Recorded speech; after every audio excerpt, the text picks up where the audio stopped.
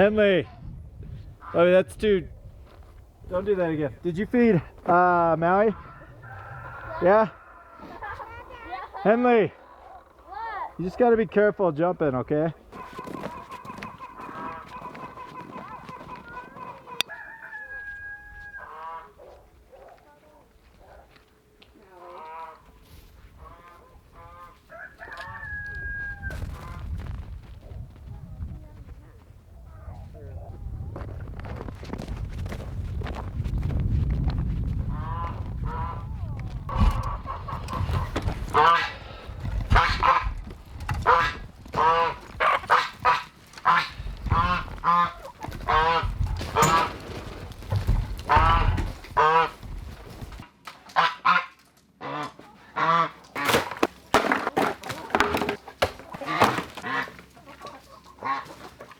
Okay, I don't think I've talked about this. It's been a little bit since I've talked about why we do 2 waters in the winter time. I mean, it's pretty obvious. Seems obvious, but I just want to bring it up. So I will, when I come out at night to do night chores, this water will still be, it's still flowing. I'll clean it out because the goose will be over here making it dirty. So when I come out to do night chores, it's not frozen yet. In the evenings, depending on the temperature, it usually is rock solid. You see this thing? This thing is rock solid. So it's so much easier. This morning, I'm gonna bring this one out. I'll unclog this. Goose. I'll let this drain and then I'll bring it in to the. I've got a utility sink in the in our mudroom. So I'll just leave it there. Whatever. If it's frozen, it's gonna sit in there for almost 24 hours and thaw out. And then in the morning, I've got a brush in there. I'm scrubbing this because it's disgusting in here. It's gross. So. That's the way we do it during the winter. During the summer, you're not worried about it. They're out on pasture. You're just scrubbing and cleaning these daily. So that's just what's worked best for us. Take it or leave it. Just wanted to bring that up. We got a couple fresh eggs this morning. Look at that. Got a couple good ones in there. We've got 2. Of course, poop. Oh, they're still warm. So we do have these fake eggs. They're wooden eggs. We just leave them in there because the chickens will.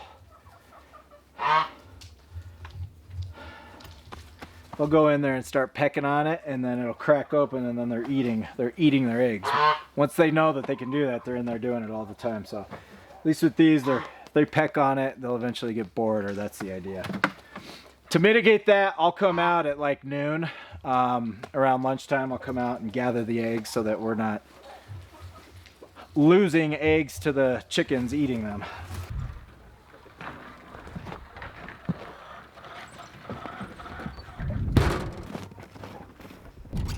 Okay, it is Monday, February 12th.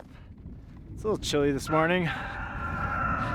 We got dumped on this weekend, but it's supposed to be nice the rest of the week. So we've got a big week. We are putting Mary down on Saturday, which reminds me I was gonna bring that captive bolt out. I don't know, my brother-in-law Kyle and my sister Taylor are coming. I don't know that I'm gonna be able to put her down. So Kyle's coming for that reason. And he'll use a gun. He prefers the gun. I prefer a captive bolt, but if he's doing it, I don't mind whatever he's most comfortable with. However, I keep going back and forth. I feel like I should do it. I feel like it's kind of my obligation, my duty to do that. So because of that, we put a halter on Mary yesterday. We're gonna tie her up this week towards the barn so that she's used to it, feed her some hay, And I'm gonna get that captive bolt just around her eyes. It's shiny, it's silver. I don't want it to freak her out because I'm hoping I can do it. I want to be able to do it. Either way, Kyle's gonna be there with his 22, just in case something goes wrong. It's never perfect. When we put down shimmer, when I used the captive bolt, I went a little too low on the first shot and it just stunned her and gave her a bloody nose, and I had to reload it and do it again. It never goes, sometimes it doesn't go as planned. So we always have contingencies. Kyle, if I'm gonna end up doing it, Kyle will be there with a 22, locked and loaded, ready to go if I need him to. And come Saturday, I might just say, you know what, you do it. I can't emotionally wrap my brain around it. So I'm gonna go get my captive bolt real quick, and then we'll get over there. Okay, got my bolt, captive bolt. So I'll, after we're done milking, I'll break it out. I'm gonna halter Mary, bring her over, tie her up so she's just comfortable being tied up. I go back and forth on that too. I don't want to stress her out, but if we do it all week, hopefully it's normalized. We'll just see. We'll see how it goes. Ideally, you want them out in the pasture and you want to just be able to put them down. What I'm concerned with is if I do the bolt and I hit her and I miss, now we're in a huge open field. I don't want that. I definitely don't want that. So as long as she's tied up and contained, if the captive bolt doesn't work, Kyle's right there to put her down with the 22. I don't know. We'll see how it goes. Hey, the other thing I wanted to chat about, with those eggs, I just thought of. So when these hens lay eggs, if you see an egg come out of a hen, it's got this it's like slimy residue. It's this protective coat that they put on the egg. You do not want to wash that. So you never want to. That protective coat is going to allow that egg to last as long as possible, whether it's in the fridge or on your counter. We've had eggs that are 6 months old that we've had down in the cooler. It depends. When they get that old, we're going to float test them just to be sure. But the poop or whatever, just leave it on there. Leave it on there.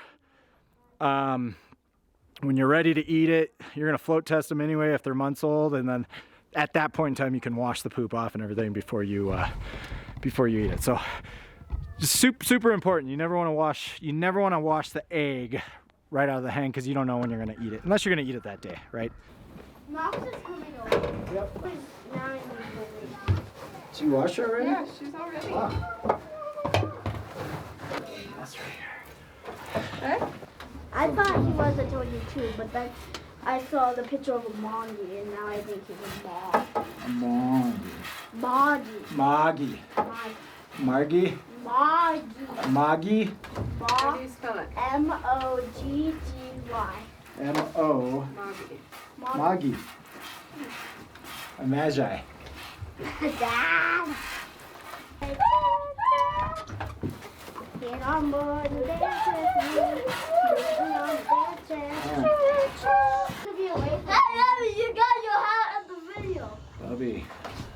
Voice. Hello. Henley, watch out, Bubba. Hey, Henley, Hello. watch out for that hay, please. Henley.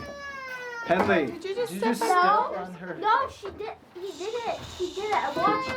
Can you guys keep your voices down?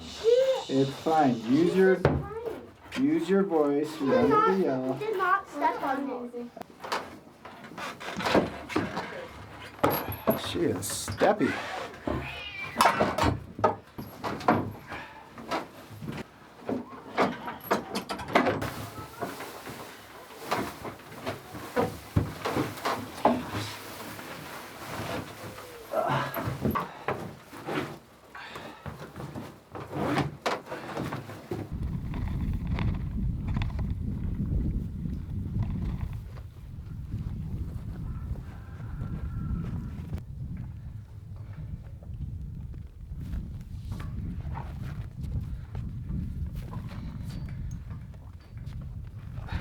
Okay, for now I'm just gonna tie her up here so she's used to being tied up.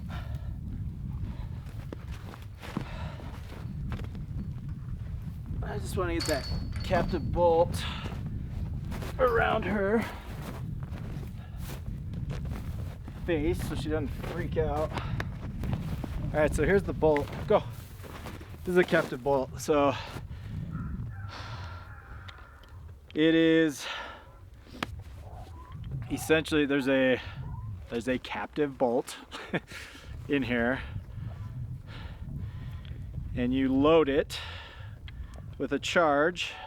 It's actually a 9 mil. It's equivalent to a 9 millimeter, equivalent to a 9 mil charge round. You put that in there, so it only holds one. So again, earlier when I talked about when I was putting down shimmer, it only holds one round at a time. So when you pull this trigger, it's a 9 mil shot, and this bolt shoots out. And the idea is you want it to hit their brain, and it knocks them out. They'll drop instantly. So when I was putting down shimmer, I had one, I got a little too low, and everything I read online said, hey, make sure you're high enough, make sure you're high enough. If you're too low, you're essentially gonna give the cows a nosebleed. That's exactly what I did. I popped her and she looked at me. She was fine, she was dazed, but her nose started bleeding. It was horrible. I did record that, and in your brain and in the moment, it felt like eternity. It felt like that dragged on for 10 minutes, and I did it 3 times. I missed her twice. It was horrible. It was horrible.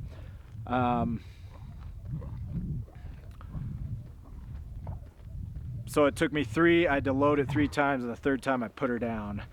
And it all happened within like a minute and a half. So it happened quick. It was not ideal. It was horrible. I never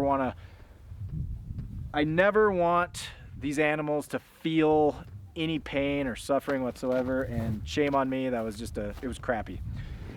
Poor Shimmer. She felt pain for about a minute and a half, which I never want to do. So here it is. And this isn't loaded. It's a shiny object, and these cows it's a new thing, right? So I just want her to feel comfortable with it. So I'm gonna do this every day this week.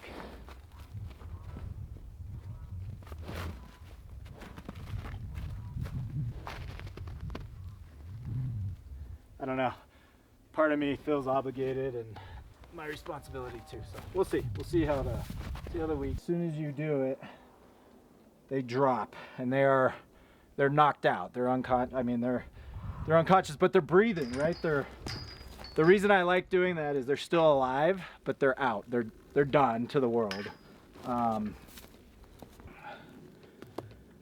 But their heart's still pumping. So then when I, maybe this might be okay. But I also need to get her over by the barn, because getting her out of here with the tractor is going to be a feat in and of itself.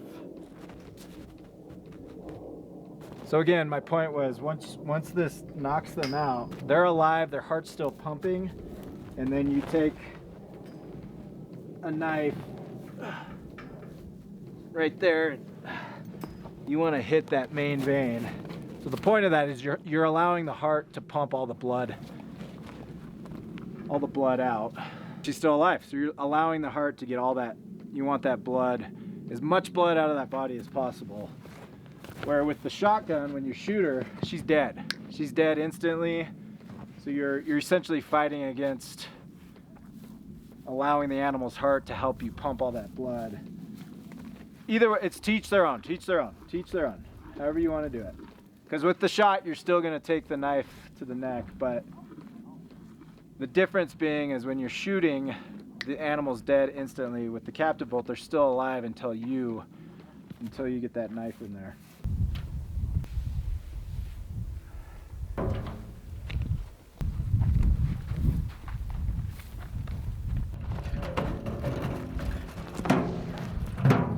Okay, I think we're done for the day. Happy Monday, have an amazing week. We'll be back Friday with chores. Hopefully by then I'll have more logistically how we're gonna set Mary up. That was pretty easy. She let me pull her head through these slots. So I might bring her on this side, tie her up, and stand on that side, pull her head through. That way we just need to drag her right here to the barn, which is fine, we can do that. If that's the case. Yeah, anyways, hopefully by Friday we'll know what we're doing from a logistical standpoint. Then Saturday we put her down, so it's a crappy thing, but again, I've talked about this multiple times. For me, she has a beautiful hide. We're gonna use her hide. So we'll tan that hide, we're gonna use it. And then we will use every piece of everything. Her organs, her tail, her hide. All ground, we're gonna ground. I keep going back and forth. I wanna keep those ribs. I wanna keep those rib eyes, but I've talked to people and like, yeah, we've done that in the past with milk cows and they're just it's not that good. So we'll probably end up grinding everything, which is fine. We go through a lot of ground beef. We love tacos and hamburgers. So I will see. Emotionally, we'll see if I'm gonna be able to do that. Either way, Kyle, my sister Taylor, and brother-in-law Kyle are gonna be here. Kyle's bringing us 22. I'll just kind of see how it goes. So Friday chores, Saturday we are harvesting Mary. Hope you guys have a wonderful week. See you next time.